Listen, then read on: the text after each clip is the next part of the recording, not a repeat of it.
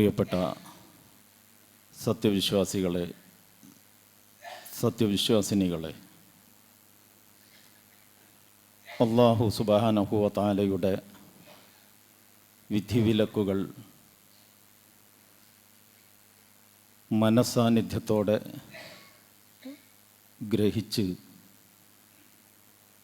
സാധിക്കുന്നതിൻ്റെ പരമാവധി അതനുസരിച്ച് ജീവിതത്തെ ചിട്ടപ്പെടുത്തണം. അതാണ് നമ്മുടെ ജീവിത വിജയത്തിനുള്ള ഏകമാർഗം. പ്രവാചകന്മാരെല്ലാം അള്ളാഹുവിൻ്റെ നിർദ്ദേശാനുസരണം മനുഷ്യ സമൂഹത്തോട് മാറ്റമില്ലാതെ ആവർത്തിച്ചാവർത്തിച്ച് ഉദ്ബോധിപ്പിച്ച വിഷയമാണ് തഖ്വ. ആ പ്രാധാന്യം പരിഗണിച്ചുകൊണ്ടാണ്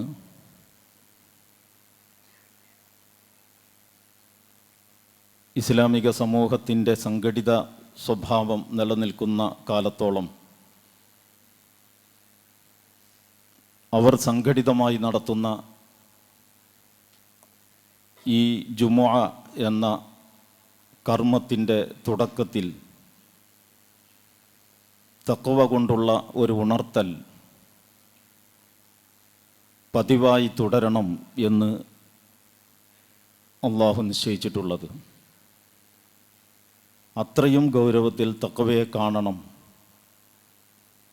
ആവർത്തനം കൊണ്ട് പ്രാധാന്യം നഷ്ടപ്പെടുന്ന വിഷയമായിട്ടല്ല, ആവർത്തിക്കാനുള്ള നിർദ്ദേശം ഇതിൻ്റെ പ്രാധാന്യത്തെ ബോധ്യപ്പെടുത്തുന്ന സ്വഭാവത്തിൽ ഇതിനെക്കുറിച്ച് നിങ്ങൾ ഓരോരുത്തരും ആലോചിക്കുകയും ചിന്തിക്കുകയും നിലപാടെടുക്കുകയും ചെയ്യണം എന്നാണ് ഈ സന്ദർഭത്തിൽ ഒന്നാമതായി എല്ലാവരെയും ഓർമ്മപ്പെടുത്താനുള്ളത്. അല്ലാഹു സുബ്ഹാനഹു വ തആല അതിനുള്ള തൗഫീഖ് നമുക്കെല്ലാവർക്കും നൽകി അനുഗ്രഹിക്കുമാറാവട്ടെ. കഴിഞ്ഞതിൻ്റെ മുമ്പത്തെ ആഴ്ചയിൽ സാമൂഹ്യ ജീവിതം നയിക്കുന്ന ഒരു സവിശേഷ വിഭാഗം എന്ന നിലക്ക് ചെറുതോ വലുതോ ആയ അളവിൽ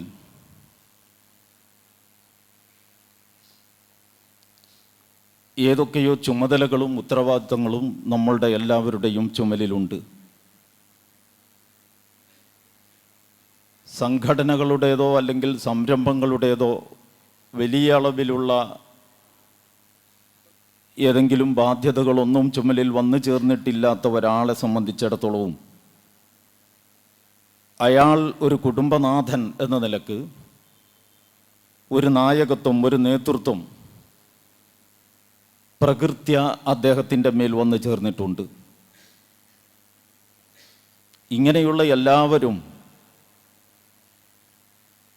അവരുടെ പ്രവർത്തനത്തിൻ്റെ എല്ലാ ഘട്ടത്തിലും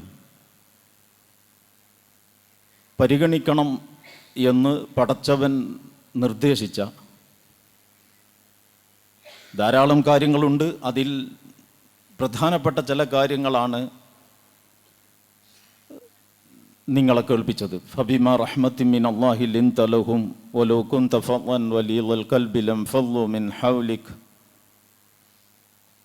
ഫഅഫു അൻഹും വസ്തഗ്ഫിർ ലഹും വശാവിറുഹും ഫിൽ അംർ ഫഇദാ അസംത ഫതവക്കൽ അലല്ലാഹ് എന്ന് തുടങ്ങുന്ന ഭാഗം. ഇതിലെ വിട്ടുവീഴ്ച, വിനയം എന്നിത്യാദി കാര്യങ്ങളെ സംബന്ധിച്ച് ഒരുപാട് അധ്യാപനങ്ങൾ നമ്മുടെ മുമ്പിൽ ഖുർആനിലൂടെയും സുന്നത്തിലൂടെയും വന്നിട്ടുണ്ട്. ഒരുപക്ഷെ അതിനേക്കാൾ പ്രധാനപ്പെട്ട ഒരു മൂല്യം, ഒരു ഗുണം ഏതവസ്ഥയിലും നമ്മളിൽ ഓരോരുത്തരിലും ഉണ്ടാവേണ്ട വളരെ പ്രധാനപ്പെട്ട ഒരു കാര്യം കൂടിയാലോചന എന്നുള്ളതാണ്.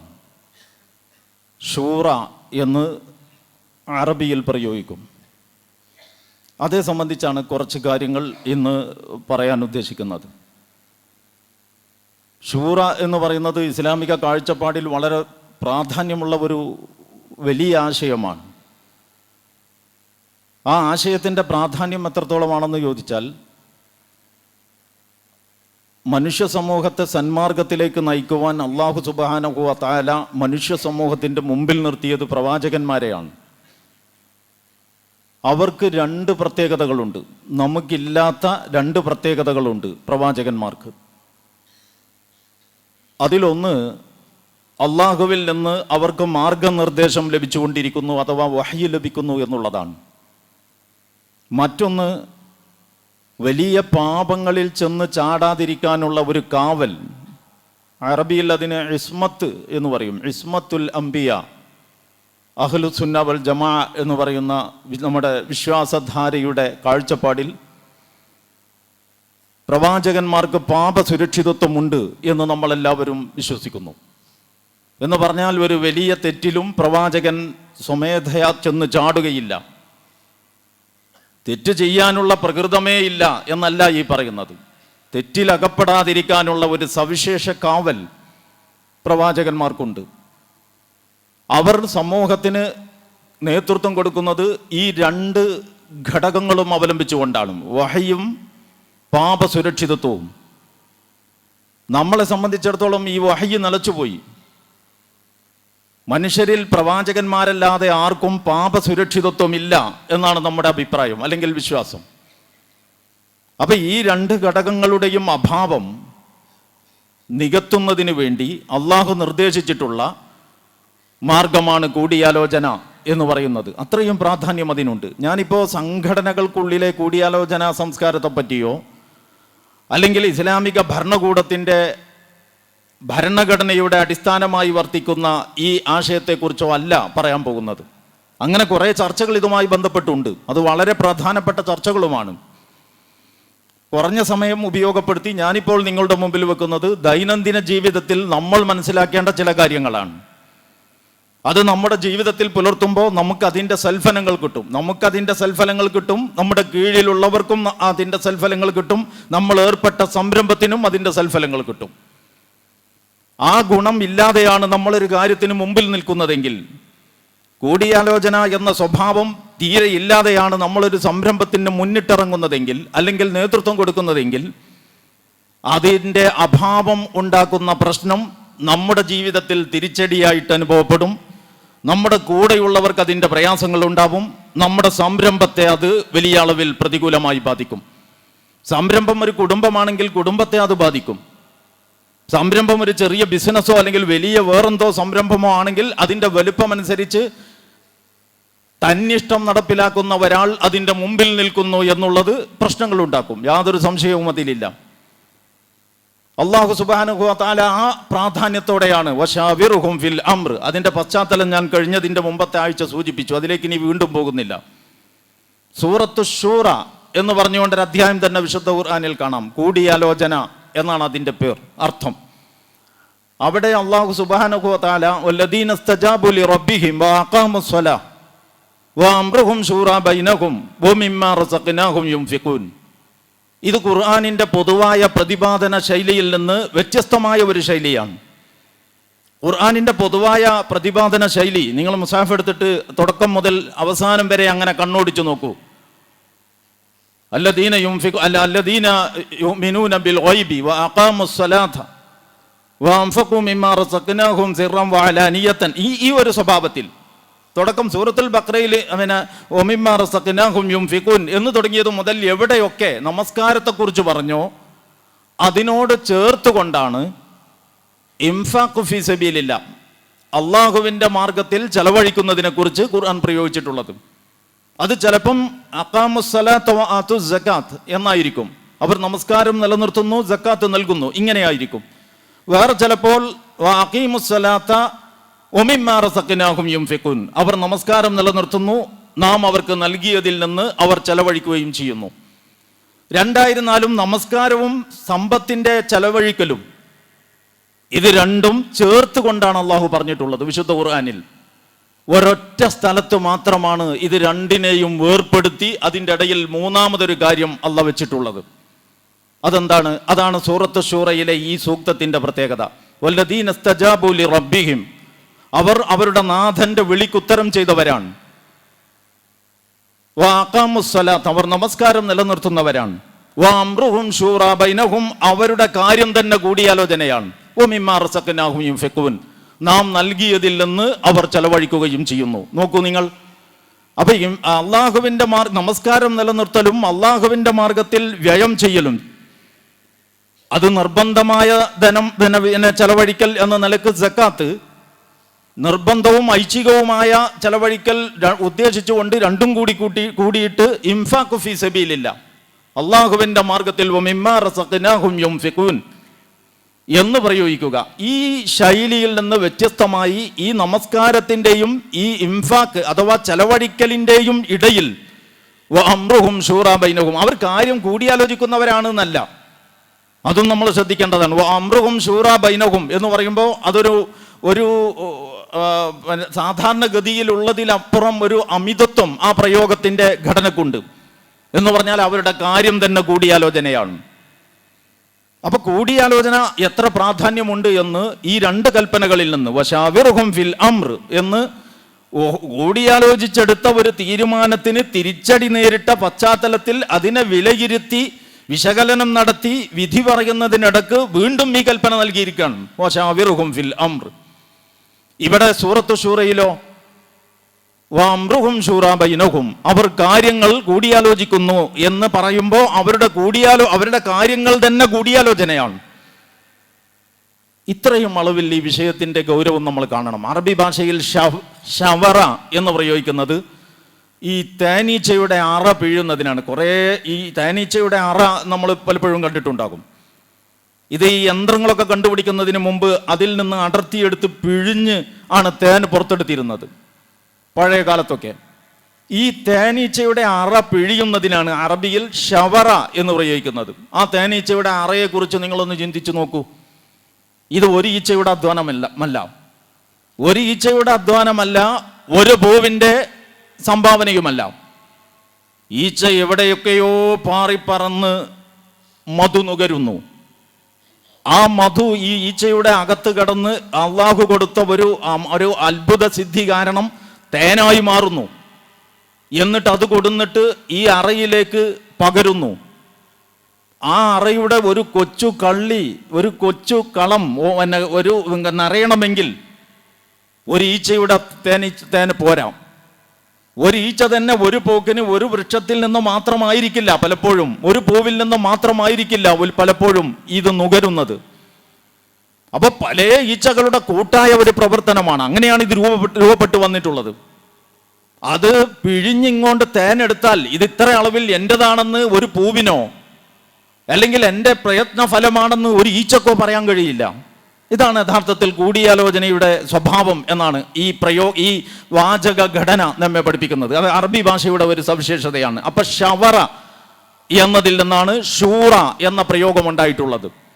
ഇത് തേനീച്ചയുടെ അറ പിഴിഞ്ഞെടുക്കുന്നത് പോലെയുള്ള പ്രക്രിയയാണ്. പല നിലപാടുള്ള ആളുകൾ, പല കാഴ്ചപ്പാടുള്ള ആളുകൾ, പല അനുഭവങ്ങളുള്ള ആളുകൾ, പല അറിവുള്ള ആളുകൾ, അവരെല്ലാവരും കൂടി ഒരു പൊതുസംരംഭത്തിൽ ഒന്നിച്ചിരുന്ന് അഭിപ്രായം പറയുന്നു.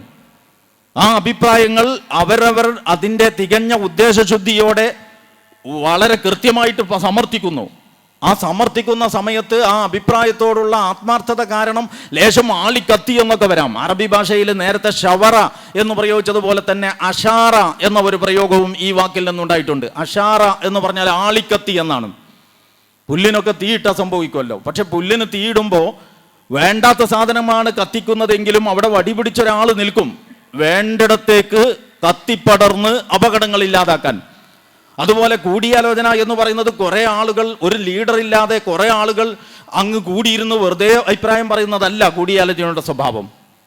അതിനൊരു ലീഡർഷിപ്പ് ഉണ്ടാകും. വടി പിടിച്ചൊരാൾ നിൽക്കുന്നു പുല്ലിന് തീയിട്ടടത്ത് എന്നതുപോലെ ഒരു വിഷയം ചർച്ചയ്ക്ക് വെച്ചിടത്തും ഒരു നേതൃത്വം ഉണ്ടാകും, ചർച്ച വഴിതെറ്റി പോകാതിരിക്കാൻ. അനാവശ്യമായ വിഷയങ്ങളിലേക്ക് കയറി അടിസ്ഥാന വിഷയങ്ങളിൽ നിന്ന് തെറ്റി ചർച്ച മറ്റെന്തോ ആയി രൂപാന്തരം പ്രാപിക്കാതിരിക്കാൻ. അങ്ങനെയൊക്കെ പലപ്പോഴും സംഭവിക്കാം. അപ്പൊ ഏത് വിഷയമാണ് ആലോചിക്കുന്നത് ആ വിഷയത്തിൽ അഭിപ്രായം പറയുക. ആ വിഷയത്തിൽ അള്ളാഹുവിൻ്റെ വജ്ഹ് കാംക്ഷിച്ചുകൊണ്ട് ഞാൻ അവൻ്റെ ദാസനാണെന്നും എനിക്ക് അവനിലേക്ക് തിരിച്ചു പോകേണ്ടതുണ്ട് എന്നുമുള്ള ബോധത്തോടെ അഭിപ്രായ പ്രകടനം നടത്തുക. അഭിപ്രായ പ്രകടനത്തിന് ശേഷം കൂടിയാലോചിച്ച് പൊതുവിലെത്തിച്ചേടുന്ന തീരുമാനമെന്തോ അത് എൻ്റെ തീരുമാനത്തിന് വിരുദ്ധമാണെങ്കിലും അത് പൂർണ്ണ മനസ്സാ ഉൾക്കൊള്ളുക. ഇത്രയും കാര്യം കൂടിയാലോചനയുടെ പൊതുവായ മര്യാദയാണ്. ഏതവസ്ഥയിലും അത് പാലിക്കപ്പെടേണ്ടതാണ്. പലപ്പോഴും പലരുടെയും സംസാരത്തിൽ കേൾക്കാൻ കഴിഞ്ഞിട്ടുള്ള വേറൊരു തെറ്റിദ്ധാരണയെക്കുറിച്ച് ഞാൻ പറയാം. 1-2 വാചകങ്ങൾ. അതെന്താണെന്ന് ചോദിച്ചാൽ, അവർ പറയും, എനിക്ക് എൻ്റെ അധികാരത്തിൽപ്പെട്ടതായിട്ട് പോലും ഞാൻ അവരോട് അഭിപ്രായം ചോദിച്ചു.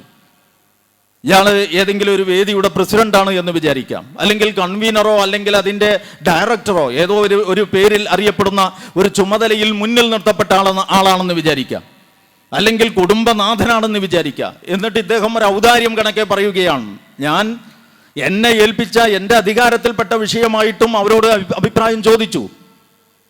ഈ പറയുന്നതിൽ ഒരർത്ഥവുമില്ല. യഥാർത്ഥത്തിൽ അദ്ദേഹത്തിൻ്റെ അധികാരത്തിൽപ്പെടാത്ത കാര്യം കൈയാളാൻ അദ്ദേഹത്തിന് അനുവാദമേ ഇല്ല.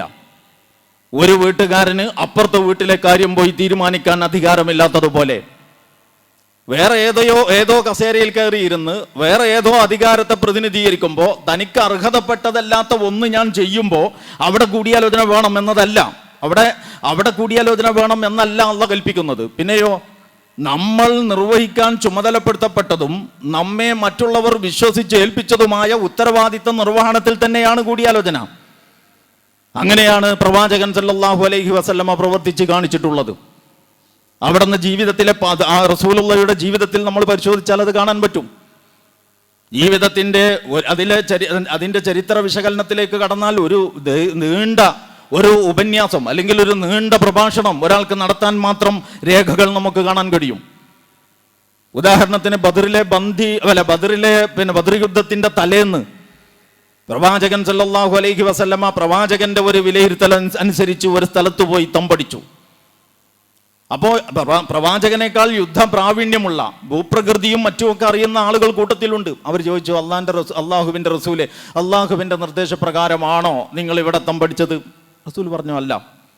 എങ്കിൽ പിന്നെ നമുക്ക് ഇവിടെയല്ല നല്ലത്, അവിടെയാണ്. റസൂലുള്ളാഹി സ്വല്ലല്ലാഹു അലൈഹി വസല്ലമ അഭിപ്രായം സ്വീകരിച്ചു. യുദ്ധം കഴിഞ്ഞതിന് ശേഷം ബദറിലെ ബന്ദികളുടെ പ്രശ്നം വന്നു. തടവുകാരായി പിടിക്കപ്പെട്ടവരെ എന്ത് ചെയ്യണം? ഞാൻ അതിൻ്റെ കഥയിലേക്ക് കിടക്കുകയല്ല, സൂചന മാത്രമാണ്. അബൂബക്കർ സിദ്ദീഖ് റളിയല്ലാഹു അൻഹുവിനോട് റസൂലുള്ളാഹി സ്വല്ലല്ലാഹു അലൈഹി വസല്ലമ അഭിപ്രായം ചോദിച്ചു. ഉമർ അൽ ഫാറൂഖ് റളിയല്ലാഹു അൻഹുവിനോടും അഭിപ്രായം ചോദിച്ചു. എന്നിട്ട് അതിൽ ഒരഭിപ്രായം അനുസരിച്ച് റസൂലുള്ളാഹി പ്രവർത്തിച്ചു. അതിന് വിസ്തരിച്ച ചർച്ച വേറെയുണ്ട്, അതിലേക്ക് ഇപ്പോൾ പോകാൻ സമയമില്ല. ഞാൻ പറഞ്ഞു വന്നത്, ഇത് ഈ ഒരു ഘട്ടത്തിൽ മാത്രമല്ല. നമ്മൾ ഓർക്കണം, അള്ളാഹുവിൻ്റെ റസൂൽ അള്ളാഹു സുബ്ഹാനഹു വ തആലയുടെ ഭാഗത്ത് നിന്ന് ലഭിക്കുന്ന വഹയിന്റെ അടിസ്ഥാനത്തിൽ പ്രവർത്തിക്കുന്ന ആളാണ്. തുടക്കത്തിൽ ഞാൻ സൂചിപ്പിച്ചതുപോലെ വലിയ തെറ്റുകളിൽ ചെന്ന് ചാടാതിരിക്കാനുള്ള ഒരു ദൈവികമായ ഒരു കാവൽ, ഒരു ഇസ്മത്ത്, ഒരു പാപ സുരക്ഷിതത്വം മുഹമ്മദ് മുസ്തഫ സല്ലല്ലാഹു അലൈഹി വസല്ലമക്കുണ്ട്. പക്ഷേ ഹദീസുകളിൽ കാണുന്നു, ഏറ്റവും കൂടുതൽ പ്രവാചകനോളം കൂടിയാലോചിച്ച ആളെ ഞങ്ങൾ വേറെ കണ്ടിട്ടില്ല എന്ന് സഹാബിമാർ അഭിപ്രായപ്പെടുന്നതായിട്ട് ഹദീസ് ഗ്രന്ഥങ്ങളിലൊക്കെ കാണാം. അപ്പോൾ ഒരു ആയത്ത് ലഭിച്ചാൽ, അള്ളാഹുവിൽ നിന്നൊരു ആയത്ത് അവതരിച്ച് കിട്ടിയാൽ, ഈ ആയത്തിന്റെ താല്പര്യം എന്താണ്, ഇതിൽ നിന്ന് എന്തൊക്കെ വിധികൾ നമുക്ക് നിർദ്ധാരണം ചെയ്തെടുക്കാം, നിങ്ങളുടെ അഭിപ്രായം എന്താണ്, അറബി സാഹിത്യത്തിൽ പ്രാവീണ്യമുള്ള താങ്കളുടെ അഭിപ്രായം എന്താണ്, ഖുറൈശികളുടെ ജീവിത രീതിയും മറ്റുമൊക്കെ തഴക്കവും പഴക്കവുമുള്ള നിങ്ങളുടെ അഭിപ്രായം എന്താണ്? ഇങ്ങനെ ഖുർആനായത്തും മുമ്പിൽ വെച്ചിട്ട് അതിൻ്റെ അർത്ഥം മനസ്സിലാക്കാൻ വേണ്ടിയിട്ടല്ല ഈ കൂടിയാലോചന. ഖുർആനിലെ ഒരു സൂക്തം അള്ളാഹുവിൻ്റെ റസൂലിന് അവതരിപ്പിക്കപ്പെട്ട് കഴിഞ്ഞാൽ ആ അവതരിപ്പിക്കപ്പെട്ടതിൻ്റെ യഥാർത്ഥ അർത്ഥം എന്ത് എന്ന് അള്ളാഹു തന്നെ പഠിപ്പിക്കും. അങ്ങനെ പഠിപ്പിച്ചതിൻ്റെ സമാഹാരത്തെയാണ് നമ്മൾ ഹദീസ് എന്ന് പറയുന്നത്. താങ്കളിലേക്ക് ഈ ഗ്രന്ഥം നാം അവതരിപ്പിച്ചിട്ടുള്ളത് എന്താണ്, താങ്കളിലേക്ക് അവതീർണമായത് എന്ന് താങ്കൾ ജനങ്ങൾക്ക് വിശദീകരിച്ചു കൊടുക്കാൻ വേണ്ടിയാണ് എന്ന് അല്ലാഹു സുബ്ഹാനഹു വ തആല ഖുർആനിൽ തന്നെ പറയുന്നുണ്ട്. അപ്പോൾ റസൂലുള്ളാഹി സ്വല്ലല്ലാഹു അലൈഹി വസല്ലമക്ക് ഖുർആൻ ആയത്തുകൾ അവതരിച്ചു കഴിഞ്ഞാൽ ആയത്തിന്റെ അർത്ഥം മനസ്സിലാക്കാനും അതിൽ നിന്ന് വിധികൾ കണ്ടെത്താനുമല്ല കൂടിയാലോചന. അവിടെ കൂടിയാലോചനയുടെ പ്രസക്തിയില്ല. അതിന് തുടർന്നുള്ള കർമ്മമാർഗവും അള്ളാഹു തന്നെ നൽകും. പക്ഷേ അത് ഖുർആനിൽ ഉണ്ടാവുകയില്ല. അത് ഖുർആനിലില്ലാത്ത വഹിയാണ്. അങ്ങനെ ഖുർആനിലില്ലാത്ത ഈ വഹയ്യുകളുടെ സമാഹാരത്തെയാണ് നമ്മൾ സുന്നത്ത് എന്ന് പറയുന്നത്. അല്ലാതെ ആയത്ത് കിട്ടിയതിന് ശേഷം ആയത്തുകളുടെ വിധി കൂടിയാലോചിച്ച് തീരുമാനിച്ചിട്ടുമില്ല, കൂടിയാലോചിക്കാതെ പ്രവാചകൻ സ്വന്തം നിലക്ക് തീരുമാനിച്ചിട്ടുമില്ല.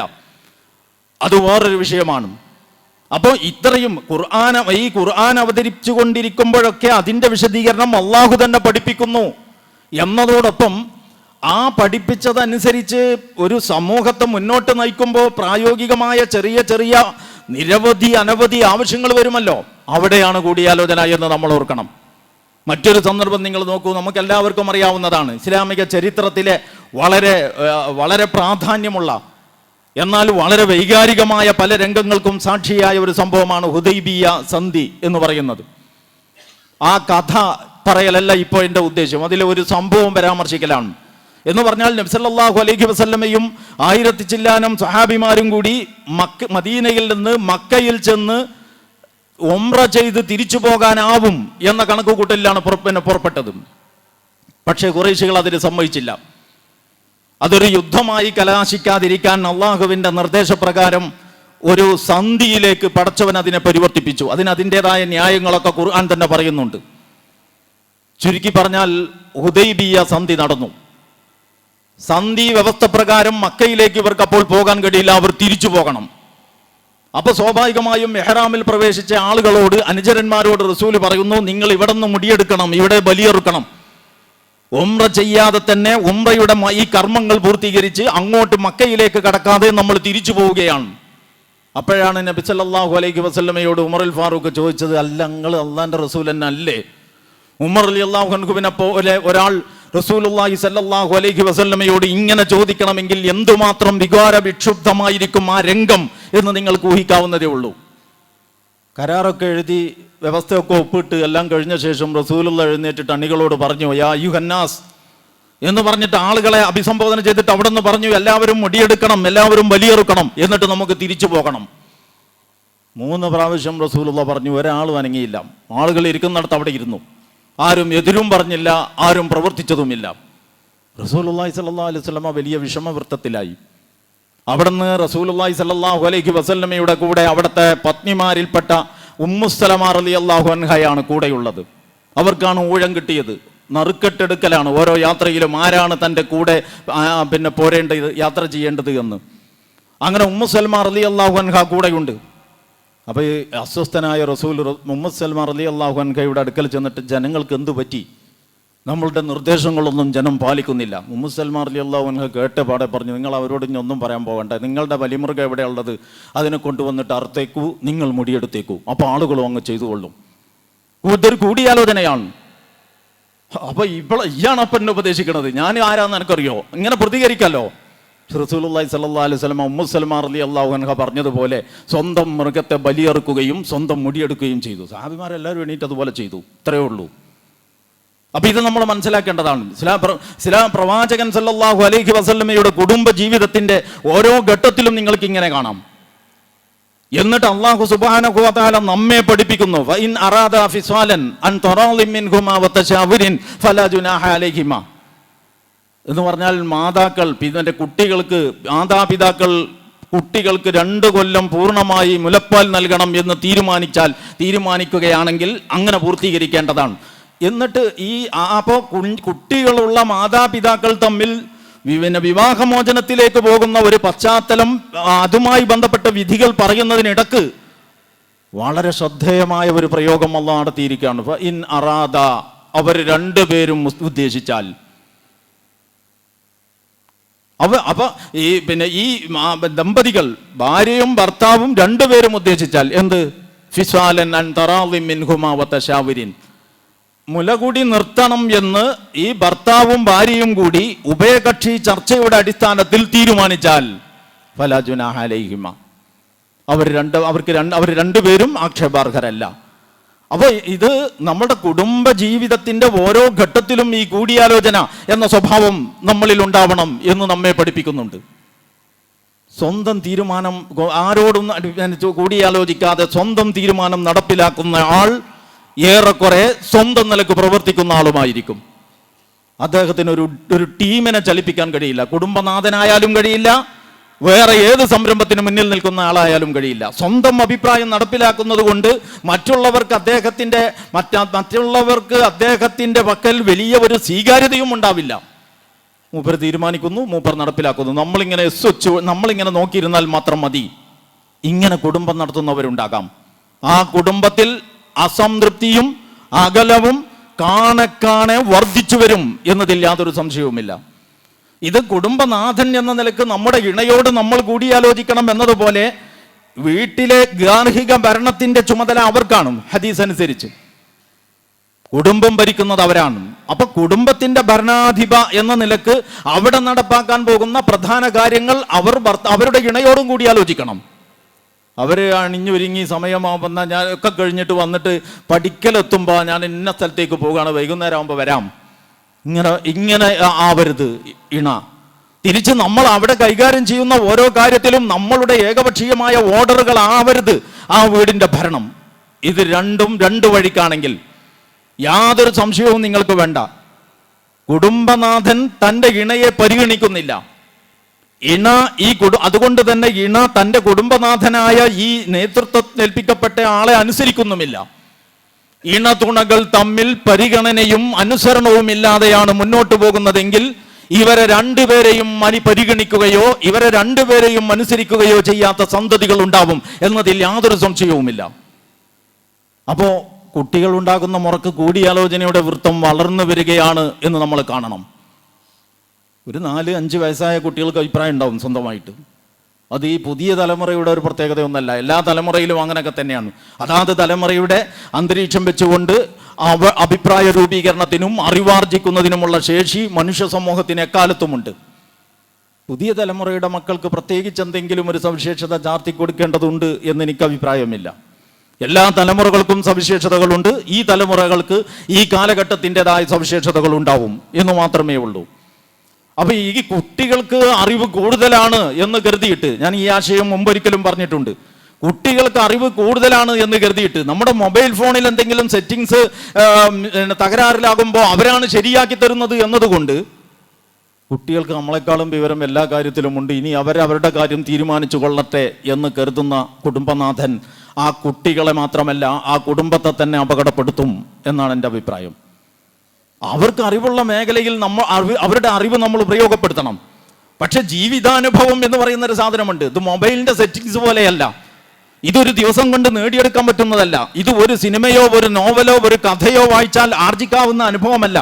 അതൊരു 10-60 കൊല്ലത്തെ അല്ലെങ്കിൽ 70-80 വർഷത്തെ നീണ്ട അനുഭവത്തിന്റെ തീച്ചൂളകളിലൂടെ കടന്നു വന്ന് ആർജിച്ച വിവരമാണ്. അതാണ് കുടുംബ നായകത്വം എന്ന് പറയുന്ന മുന്നിൽ നിർത്തപ്പെട്ട ആൾക്കുള്ള ഏറ്റവും വലിയ കൈമുതൽ.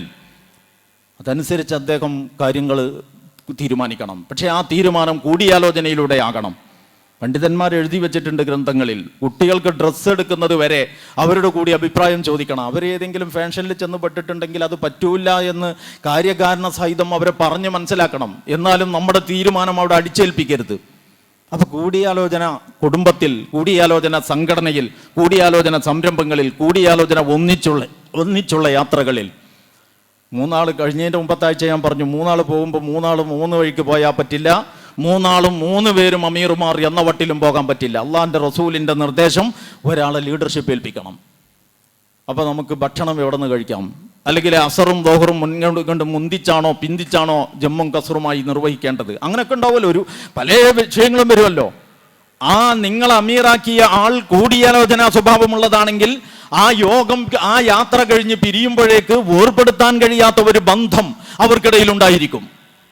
പിന്നെ അന്ന് നമ്മൾ ടൂർ പോയ ആ ടീം എന്ന നിലക്ക് ഒരു അസാധാരണമായ ഒരു സംഘമായി അവർ മാറിയിട്ടുണ്ടാകും. അയാൾ തന്നിഷ്ടം നടപ്പിലാക്കുന്നവരാണെങ്കിലോ ഈ അബദ്ധം ഒരിക്കലും ആവർത്തിക്കാതിരിക്കാൻ മറ്റുള്ള 2 പേരും അതീവ ജാഗ്രതയിലായിരിക്കും. എങ്ങനെയാണ് ജനമനസ്സുകളിൽ നമുക്ക് സ്ഥാനം കിട്ടുന്നത് എന്ന്, എങ്ങനെയാണ് മറ്റുള്ളവരെ നമ്മുടെ ആജ്ഞാനുവർത്തികളാക്കുന്നത് എന്ന്, എങ്ങനെയാണ് ആളുകളുടെ അനുസരണം മനസ്സറിഞ്ഞ് വാങ്ങിയെടുക്കാൻ സാധിക്കുന്നത് എന്ന് അപ്പോൾ നമുക്ക് ബോധ്യപ്പെടും. അതുകൊണ്ട് കൂടിയാലോചന എന്ന ആശയത്തെ കുറിച്ച എല്ലാ വശങ്ങളിലേക്കും വെളിച്ചം വീശുന്നതും എന്നാൽ ഒരു കാര്യവും കൃത്യതയിൽ പറയാത്തതുമായ ഒരു ചർച്ചയാണ് ഇപ്പോൾ ഞാൻ നിങ്ങളുടെ മുമ്പിൽ വെച്ചതും. ഇത് വെച്ചുകൊണ്ട് ഓരോരുത്തരും ആലോചിക്കണം, എനിക്ക് ഞാൻ ചുമതലപ്പെടുത്തപ്പെട്ടിടത്ത് ഞാൻ കാര്യങ്ങൾ ചെയ്യുന്നത് ഏത് സ്വഭാവത്തിലാണ് എന്നുള്ളത്. നമസ്കാരത്തിൻ്റെയും സക്കാത്തിൻ്റെയും ഇടയിൽ വെക്കാൻ മാത്രം പ്രാധാന്യം അള്ളാഹു നൽകിയ ഈ മൂല്യത്തിന് എൻ്റെ ജീവിതത്തിൽ ഞാൻ ഒരു പരിഗണനയും നൽകുന്നില്ലെങ്കിൽ അത് തന്നെയാണ് എന്നാലുണ്ടാകുന്ന എല്ലാ പ്രശ്നങ്ങളുടെയും നാരായ വേര് എന്ന് കണ്ടെത്താൻ നമുക്കാവണം. എന്നിട്ട് പതിയെ പതിയെ തിരുത്തിക്കൊണ്ടുവരണം. അങ്ങനെ സാങ്കേതികമായി ജനങ്ങളുടെ മേലെ ആധിപത്യം നേടുന്നതിനല്ല, ശാസ്ത്രീയമായി ജനങ്ങളുടെ മനസ്സ് കയ്യിലെടുക്കുന്നവനാണ് മികച്ച ഒരു ലീഡർ എന്ന ബോധം ജീവിതത്തിൻ്റെ ഏത് ഘട്ടത്തിലും പൊതുകാര്യങ്ങൾ കൈകാര്യം ചെയ്യുന്നവർ ഓർക്കണം. അല്ലാഹു സുബ്ഹാനഹു വ തആല ഏറ്റവും നല്ല രീതിയിൽ നമ്മെ ഏൽപ്പിച്ച ചുമതലകൾ, വിശേഷിച്ച് കുടുംബത്തിൻ്റെ നേതൃത്വം എന്ന വളരെ വലിയ ഉത്തരവാദിത്തം ഏറ്റവും നല്ല രീതിയിൽ നിർവഹിക്കുവാനുള്ള തൗഫീക്ക് നമുക്കെല്ലാവർക്കും നൽകി അനുഗ്രഹിക്കുമാറാവട്ടെ. പലതരത്തിലുള്ള വിഷമങ്ങളും പ്രയാസങ്ങളുമുള്ള ആളുകൾ നമ്മോട് ദുആ കൊണ്ട് വസിയ്യത്ത് ചെയ്യാറുണ്ട്. റഹ്മാനായ റബ്ബേ, അവർക്കൊക്കെ അവരുടെ ശാരീരികമായ, സാമ്പത്തികമായ, മാനസികമായ മറ്റു പലതരത്തിലുമുള്ള വിഷമങ്ങളും പ്രയാസങ്ങളും നീ ദൂരീകരിച്ചു കൊടുക്കണേ അല്ലാഹ്. നമ്മളിൽ നിന്ന് മരണപ്പെട്ടവരുണ്ട്, മരിച്ചവർക്ക് വേണ്ടി പ്രാർത്ഥിക്കണം എന്ന് പലപ്പോഴും പലരും നമ്മോട് ആവശ്യപ്പെടാറുണ്ട്. നമുക്ക് പേരറിയുന്നതും അറിയാത്തതുമായ എല്ലാവരെ കുറിച്ചും വളരെ സൂക്ഷ്മമായി അറിയുന്നവനാണ് റബ്ബ്. പടച്ചവനെ, ആ സഹോദരന്മാർക്ക്, ആ സഹോദരിമാർക്ക് മഗ്ഫിറത്തും മർഹമത്തും നൽകണേ അല്ലാഹ്. അവരുടെ അമലുകൾ സ്വീകരിക്കണേ നാഥ. അവരുടെ വീഴ്ചകൾ പുറത്തു കൊടുക്കണേ തമ്പുരാനെ. ജന്നാത്തുൽ ഫിർദൗസിൽ ഉന്നതമായ പദവി നൽകി അവരെയും ഞങ്ങളുടെ മാതാപിതാക്കൾ, ഗുരുനാഥന്മാർ, ഞങ്ങളോട് നന്മയിൽ സഹവസിച്ചിരുന്നവർ, ഞങ്ങളോട് ദുആ കൊണ്ട് വസിയ്യത്ത് ചെയ്തിരുന്നവർ എല്ലാവരെയും ജന്നാത്തുൽ ഫിർദൗസിൽ ഉന്നതമായ പദവി നൽകി അനുഗ്രഹിക്കണേ അല്ലാഹ്. പൊരുതുന്ന പലസ്തീൻ ജനതക്ക് ഒരു നല്ല വഴി, വിജയത്തിൻ്റെ ഒരു നല്ല വഴി നീ തുറന്നു കൊടുക്കണേ അല്ലാഹ്. അവരുടെ മേൽ അതിക്രമം നടത്തുന്ന ധിക്കാരികളെ നീ അമർച്ച ചെയ്യണേ തമ്പുരാനെ. അവസാനം ഞങ്ങളെയും ഇവിടെ നിന്ന് നിന്റെ മാർഗത്തിൽ പൊരുതി ജീവൻ നൽകിയവരും നീ തിരിച്ചു വിളിച്ചവരുമായ മുഴുവൻ ആളുകൾ, അമ്പിയാക്കൾ, ശുഹദാക്കൾ, സിദ്ദീഖുകൾ, സ്വാലിഹുകൾ എല്ലാവരോടുമൊപ്പം ഞങ്ങളെയും ജന്നാത്തുൽ ഫിർദൗസിൽ ഉൾപ്പെടുത്തണേ നാഥ. അഖൂലു ഖൗലി ഹാദാ അസ്തഗ്ഫിറുല്ലാഹ ലീ വലക്കും വലിജമീഇൽ മുഅ്മിനീന വൽ മുഅ്മിനാത്ത് അസ്തഗ്ഫിറുഹു ഇന്നഹു ഹുവൽ ഗഫൂറുർ റഹീം.